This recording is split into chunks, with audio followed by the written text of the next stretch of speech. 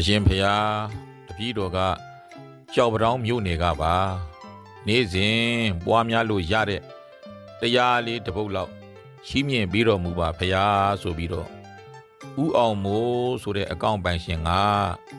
အနှောင့်အယှက်များဆိုတဲ့ပြောဆိုမှုရဲ့အောက်မှာစာလေးတစ်ဆောင်ရေးပို့လာတယ်စိတ်ထဲမှာပေါ်လာတာလေးပဲပြောကြည့်လိုက်ချင်ပါတယ်ပွားများစရာတွေကတော့ပြောရရင်အမျိုးမျိုးရှိကြမှာပါပဲအဲ့ဒီထဲကမှကျင့်စရာလို့အဓိပ္ပာယ်ထွက်တဲ့ဗုဒ္ဓရဲ့လမ်းညွှန်စကားလေးကိုပြောကြည့်ချင်ပါတယ်နေ့စဉ်ပွားများဖို့တင်မကဘဲနဲ့အမြဲတမ်းပွားများနေဖို့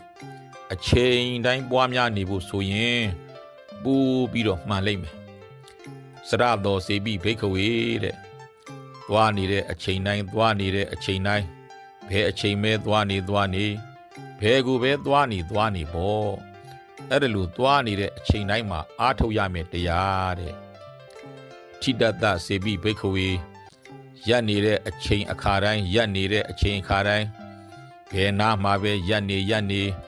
ဘယ်လို့ကြောင့်ပဲရက်နေဘာကြောင့်ပဲရက်နေ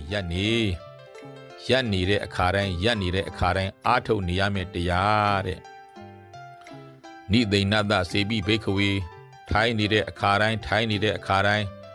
ဘယ်နာမှာပဲထိုင်နေဘယ်လိုနဲ့ပဲထိုင်နေဘာကြောင့်ပဲထိုင်နေတဲ့အခါတိုင်းအားထုတ်ရမယ်တရားတဲ့တရားနတ္တစေပြီးဘိက္ခဝေအိတ်နေတဲ့အခါတိုင်း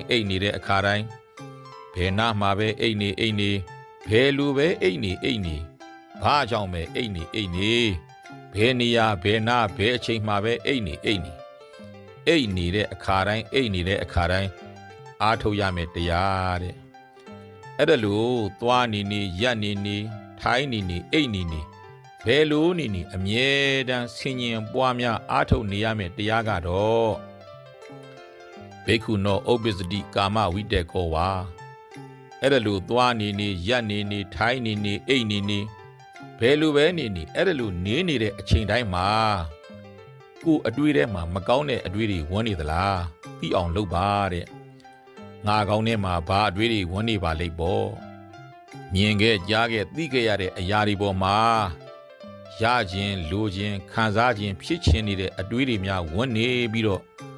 ငါစိတ်တွေဆင်းရဲပူလောင်နေသလားဒါမှမဟုတ်ဗျာပါဒဝိတက်ကောဝါဟိုလူမကျေနပ်ဒီလူမကျေနပ်ဟိုလူရန်လုတ်ခြင်းရိုက်ခြင်းနှက်ခြင်း